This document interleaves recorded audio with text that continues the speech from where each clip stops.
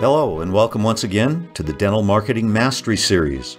This podcast is brought to you by dentalwebcontent.com and New Patients Incorporated. I'm Howie Horrocks, the founder of New Patients Incorporated. Along with me once again is my friend and partner and the president of New Patients Incorporated, Mark Dilitush. Well, hello, everybody. Welcome to another edition of our podcast. And once again, we're here with our good buddy, my good buddy, Mark Dilitush. How you doing, Mark? Hey, Howie. Good. Just got back from the Get It Done meeting with you and Lee. And yes, you had to go to Minnesota for 3 days, but you survived. I'm quite proud of you. I'm sitting on a guy. You're sitting next to a guy on the plane. We're leaving Vegas, and it's 89 degrees, and I tell him the weather in Minneapolis is like 8 degrees, and I go, well, why are we leaving? Yeah. Anyway, it was a good meeting. It was fun.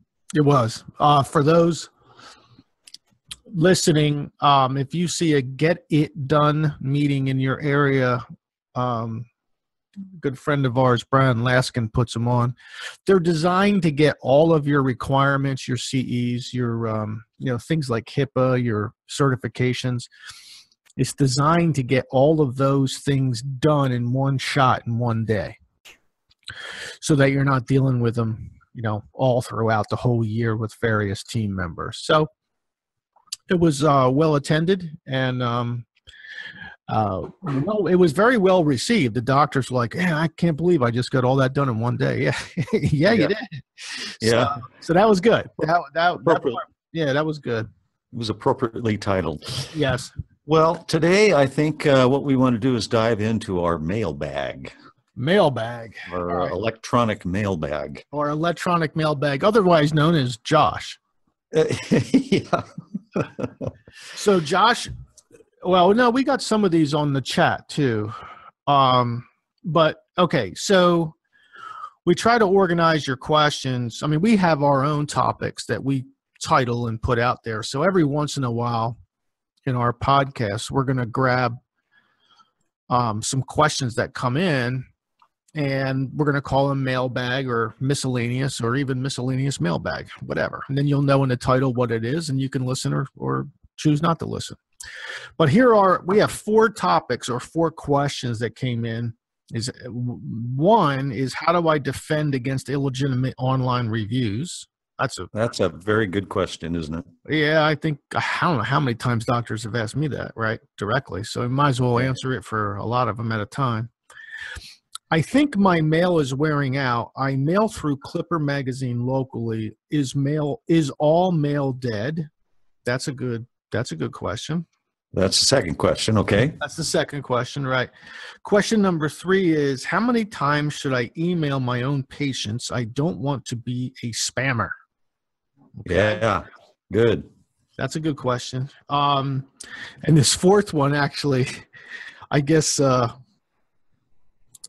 some folks on our team are, I think they're running their mouth a little bit. Anyway, the 4th question is, what the heck is going on at the ADA convention? Your staff is all excited about it. So that's the 4th question. Okay. So, all right. So let's go back to question number 1 is, how do I defend against illegitimate online reviews? And all right. So I got to take part of this is marketing, part of it's practice management. Actually, part of it's common sense. It's like there's 150%, to the answer. So let me take the technical side first. Technically, we know that the surfer,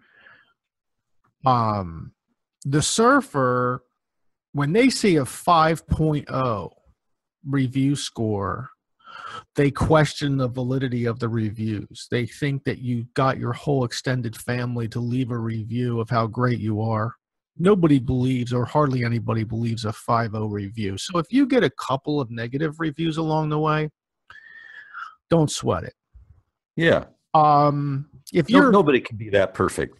yeah, and People know that. we're not perfect. You're not perfect. Nobody's perfect. Yeah, and Howie's right. People know that, and definitely dental consumers, and certainly dental consumers in the top half of the dental market know that. So if it's only one or two, just don't sweat it. Just chalk it up, right? And a rating, a Google rating, 4.6 to 4.8. I mean, that's your sweet spot. 4.9, you're starting to get a little unbelievable. 4.3 and 4.4, you're getting kind of, I don't know, maybe I'll click on that and look for the people who were complaining about you, right? So 4.6 to 4.8, that's your sweet spot. That's where you want to be. But, obviously there's people out there, there's dentists out there who receive illegitimate online reviews from all over the place. They have kids, ex-husbands, ex-wives. I mean, or what the hell, they're, girlfriends or boyfriends or, it doesn't, anybody. Or just mean people who have nothing better to do than to, destroy somebody's online reputation. Yeah, just mean-spirited people. So I know some dentists who have were on the bad end of that kind of activity for political reasons. So it happens. The first way you defend against it is to make sure that your great positive reviews outweigh any negative reviews. So if you have one or two negative reviews, so you need 14 to 16 really good positive reviews to outweigh it. You'll still end up in your 4.6 to 4.8 sweet spot. You're good to go. That's the easiest way. Some dental practices find it very hard, very difficult to get their patients, to leave Google reviews, and that's why we have Crusader. Okay, so or if it's not Crusader that you use, maybe you use a different product, whatever.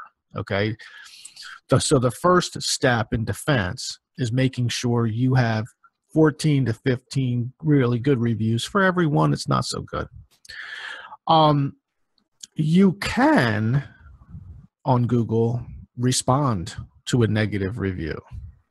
Now, if you really feel it's an illegitimate review and you feel you want to respond to it because you keep getting these things and you think they're for nefarious reasons, again, boyfriend, girlfriend, spouse, either direction, political reasons, whatever, then when you feel that way,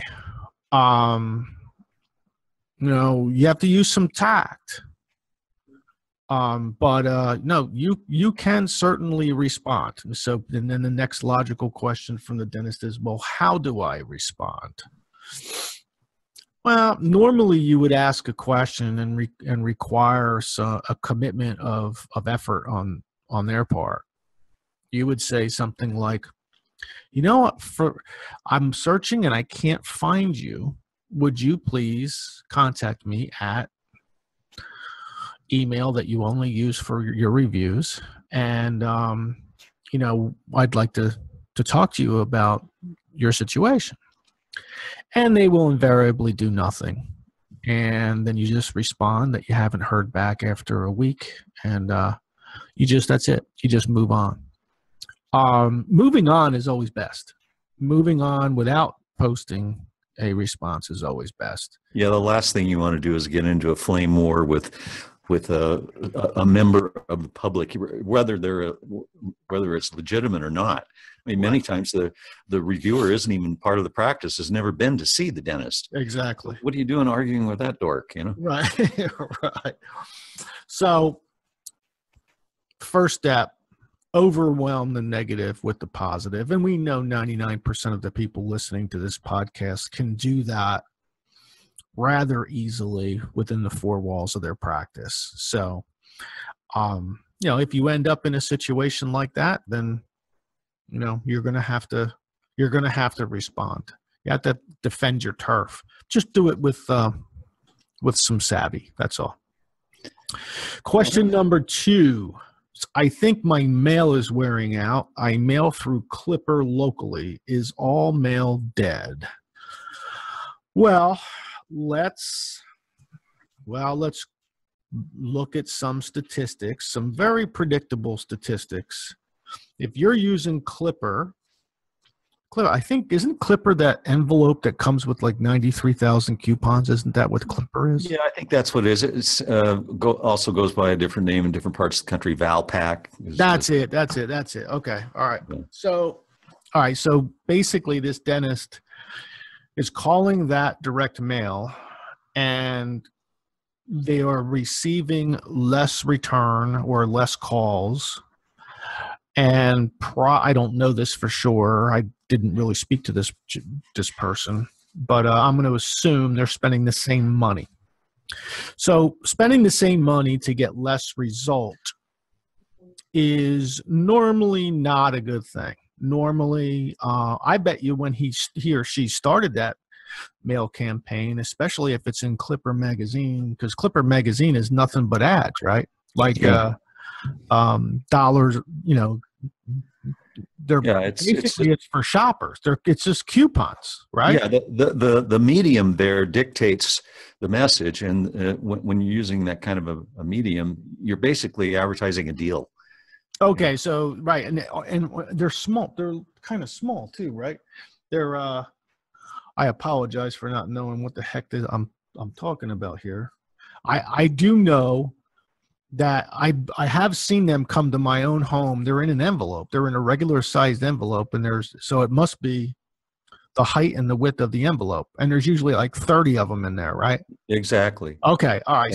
And it's all X dollars off on whatever. Windshield repair or right. Yeah. Vinyl siding. Yeah. Get your windows replaced. Yeah. And get new asphalt for your driveway. Right. So the question is, I think my mail is wearing out. All right, so let me put some statistics to that, because if you promote to the bottom of the market, it is going to wear out. It's going to wear out in an average U.S. market. It's going to wear out 28 to 31 months. If you consistently deploy in the same market to the bottom half of the market, regardless of what you're promoting in, if you are using discounts to drive phone calls, it will begin to wear out in month 28 to 31. So if that's the top of your bell curve, month 28 to 31, you might be 33 months into this project, and you may see what's happening.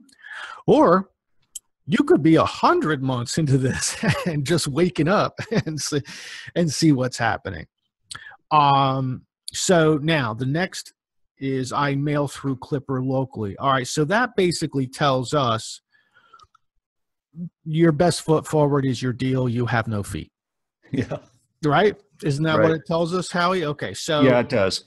Right. So what else would you basically, doctor, you're running out of moms who would choose a healthcare provider based primarily on price, and it probably took you 28 months to 31 months to figure that out.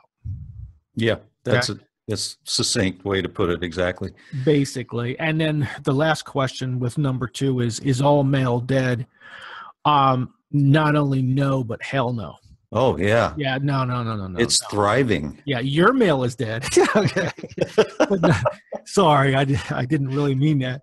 Well, I kind of did. It was mean. Right, I know, it was mean. But no. Actually, what you're doing, doctor, isn't even called mail. It's sort of a piggyback coupon. I wonder what they get for every one of those 50 coupons.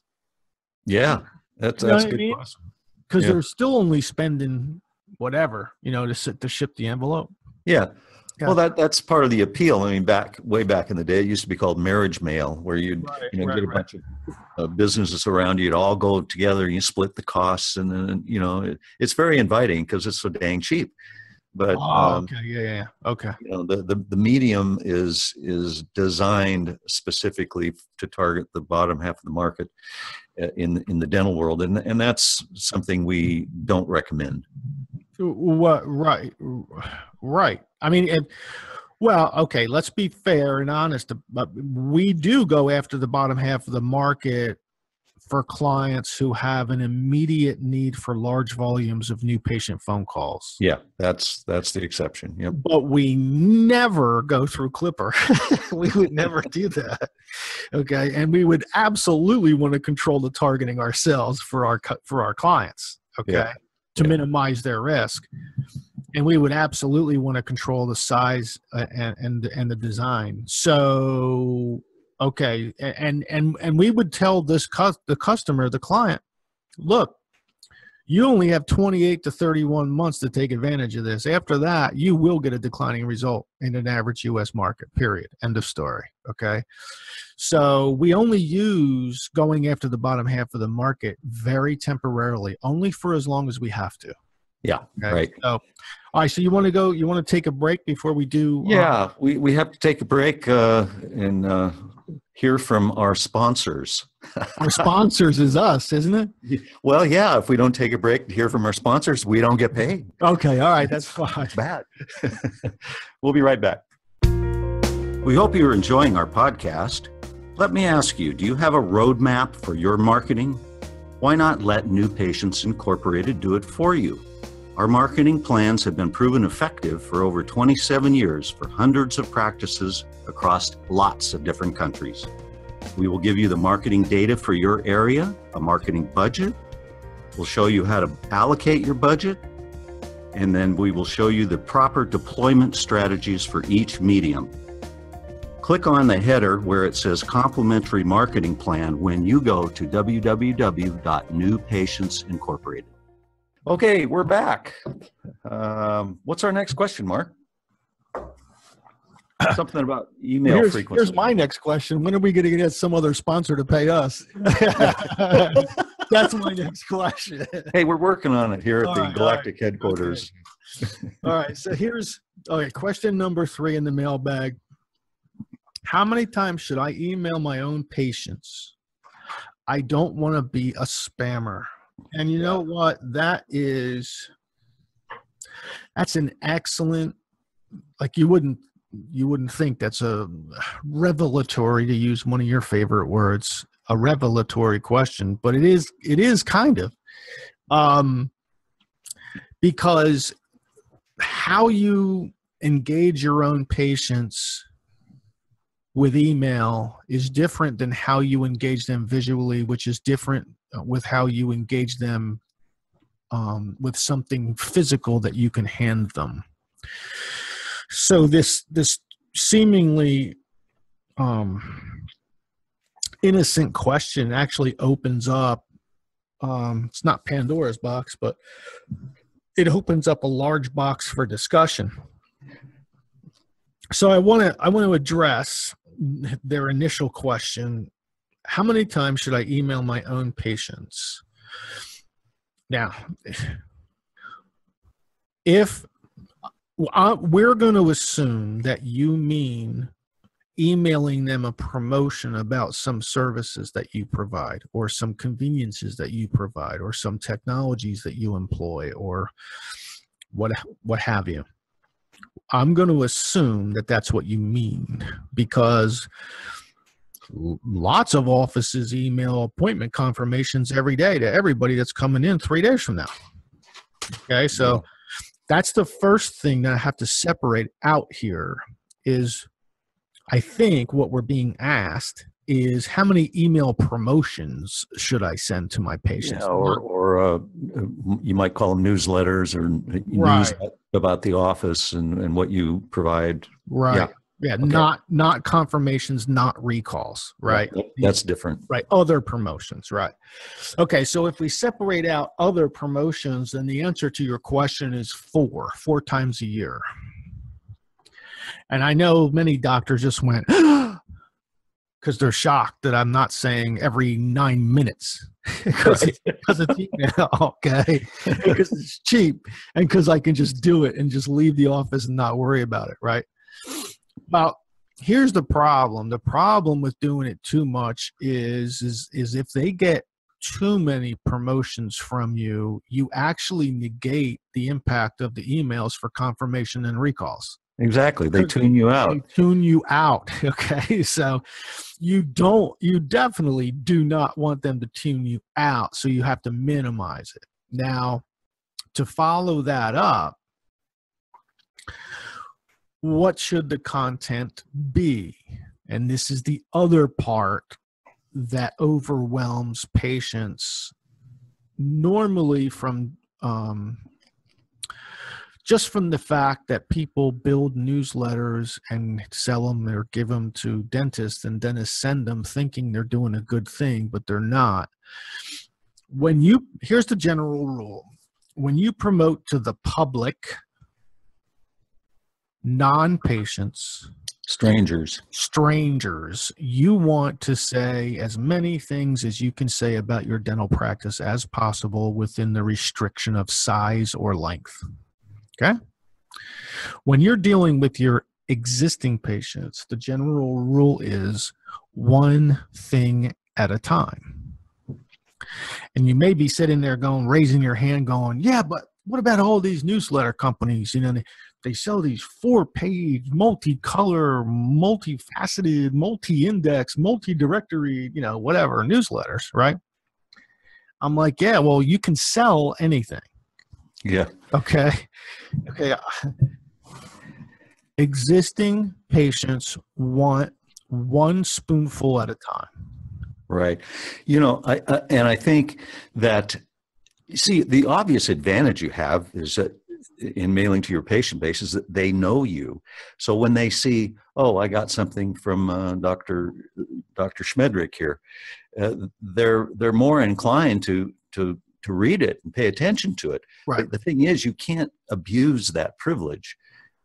Right. You can't abuse the privilege. And when you do deliver something, make it one topic. Yeah, just one single topic. So here, let's take the average dentist listening to this. Everybody go grab a pencil and paper. I'm going to map out the next 2 years of your internal email promotion to your existing patients. I'd love for you to say something in an email about pedo or ortho at the end of June, beginning of July. I'd love for you to talk about something about insurance benefits around October. I'd love for you to say something about niche 1, whatever niche is, implants, Invisalign, sleep apnea, sedation, pick a niche, any niche. Send it out in January. And in April or May, send out niche number 2. Do that for 2 years. There's your schedule. Simple. Okay. The reason why you complicate it is because you believe you need a boatload of information to go to your existing. You don't. Okay. Now, I don't want to be a spammer was part of that question. And the person who asked us that question was actually emotionally, they were running up against the same thought that we're presenting to you here. They themselves thought that doing it more often, it just feels weird, right? Giving them too much information feels odd. Bottom line, for a year, single topics. And when you send them, please have a landing page that they can click on your website and go to. And hey, for extra credit, install concierge onto that page so they can schedule their appointment. Yes, right there when they're reading it. That would be nice. That right? would be really cool. Anyway, you get the point, right? Don't just send newsletters out unless the people who are interested can take action. I'll also, there's another tip for you.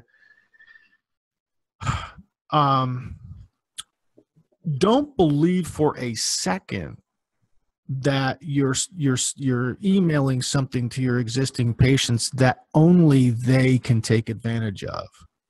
For instance, sending an email out about the ability to fix loose dentures with implants to a 35-year-old soccer mom is not a waste of time. No. Her mom may live 8 miles away. And her mom may have been bitching and complaining for the last 6 months about her slipping dentures. And soccer mom gets your email and says, hey, mom, look what I got. Forwards it over to her. This is my dentist. See how this works? Right? Yeah. So this isn't, you can also use the same content, by the way, on your social media. This doesn't have to be all about email, right? You can coordinate it with your social media as well. So anyway, have we beaten up that question? I think we have. I think we have. Okay. What's this business about the ADA? Oh, yeah, the ADA. Okay, so, all right. I can't really say a whole lot. So whoever asked this question is probably going to pull the earbuds out of their ears in anger. Here's what I can tell you. I can tell you that New Patients Incorporated and our almost entire team is going to be at the ADA in a very big way, in a very large booth, in very prominent position. We are going. This is October, correct, in Atlanta? The American Dental Association annual show is, yes, I believe it's October 19th to the 21st, I think, are the exhibit hours. We have an event coming up, which we don't believe we've ever seen ever happen ever on any trade show floor, let alone the ADA. And you have to be present or know someone who is present in order to take advantage of it. So as the months unfold, I'm sorry, caller, mailbag, responder person. Okay. Whoever you are, as the months unfold, we will let you know what it is. We're going to give everyone the opportunity to sign up for it, whether you can be there or not. We will have plenty of team members to assign your request to should you want to take advantage of it and all that other stuff. But here's the bottom line. Something very big and very bold is happening at the American Dental Association convention in October in Atlanta. And it won't be long until you start seeing stuff about it on our website. Great. Okay. Well, I think that about wraps this edition up. And well, thank you, Howie. Have you warmed up? I know you're home now. Oh, yes. Yes. It's glorious, right? It was glorious sunshine when you drove in this morning. Yeah. I've got to get a tea time, but that's another story. That's another story. Anyway, until next time, we wish you well, and we'll see you soon. Bye. We hope you've enjoyed our podcast today. You can find more podcasts on our YouTube channel, on Stitcher, and iTunes. Also on our websites, dentalwebcontent.com and New Patients Inc.